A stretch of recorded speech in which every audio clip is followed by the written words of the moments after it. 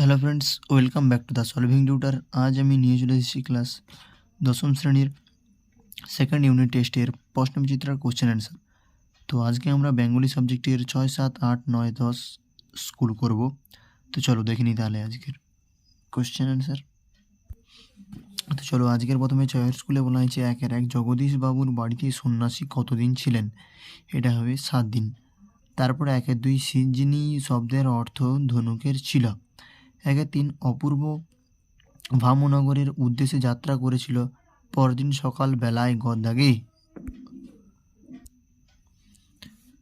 পরদিন সকালবেলায় 1-4 কোনো পদের অর্থ প্রাধান্য পায় না যে মাসে সমাসে গদাগে কি আছে বহুব্রীহি ব্রীহি। 1-5 রামদাস আর কোনো প্রশ্ন করিল না। নিম্নরেখ পদটি যে সমাসের উদাহরণ সেটি হলো তৎপুরুষ। 7 স্কুলটা দেখে নিন। 7 স্কুলে বলা হয়েছে 1-1 সেই ভয়ানক দুর্লভ জিনিসটি হলো পায়ের ধুলো। 1-2 বুড়ো মানুষের কথাটা শুনো। বুড়ো মানুষটি কে? নিমাই বাবু। 1-3 কহিলা কাঁদিয়া ধনী। ধনী বলতে কাকে বোঝানো হয়েছে? এটা হবে কদাগে প্রমীলাকে।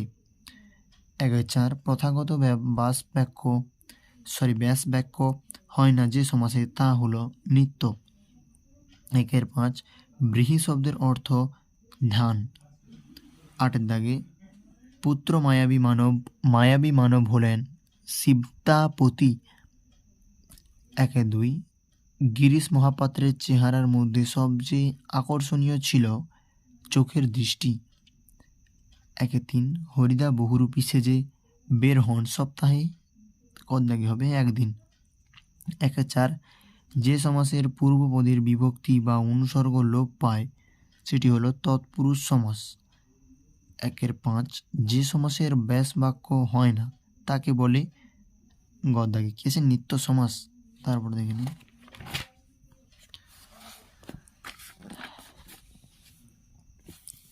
9 দাগে স্কুলে আছে 1-1 তৎপুরুষ সমাসে প্রাধান্য থাকে পরপদের অর্থ। তারপরে 1-2 আমার যে আশালতা নির্মূল হইয়া গেছে। নিম্নরেখ পদটি কোন সমাসের উদাহরণ? এটা হবে রূপক কর্মধারয়। 1-3 কাজী নজরুল ইসলামের প্রথম প্রকাশিত কবিতা হলো মুক্তি। 1-4 বাইজির ছদ্মবেশে হরিদার রোজগার হয়েছিল কদাগে 8 টাকা 10 আনা। 1-5 আমি বাবু ভারী ধর্মভীরু মানুষ উক্তিটির বক্তা নিমাইবাবু অপূর্ব গিরিশ মহাপাত্র তলোয়াকার। এটা হবে গদাগে কি আছে গিরিশ মহাপাত্র। দেখে নিয়েছে 10 স্কুলটা আজকের লাস্ট স্কুল। আজকে 10 স্কুলের বলা হয়েছে 1-1 সেদিন হরিদার রোজগার মন্দ হয়নি। সেদিন হরিদা ছিলেন বাউলের ছদ্মবেশে, পাগলের ছদ্মবেশে, নকল পুলিশের ছদ্মবেশে, বাইজির ছদ্মবেশে। এটা হবে খদ্দাগে বাইজির ছদ্মবেশে। 1-2 হৈমাবতী সুত কি করেছিল?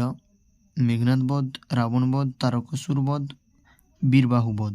এটা হবে তারকাসুর বধ। 1-3 গিরিশ মহাপাত্রের রুমালে কি আঁকা ছিল?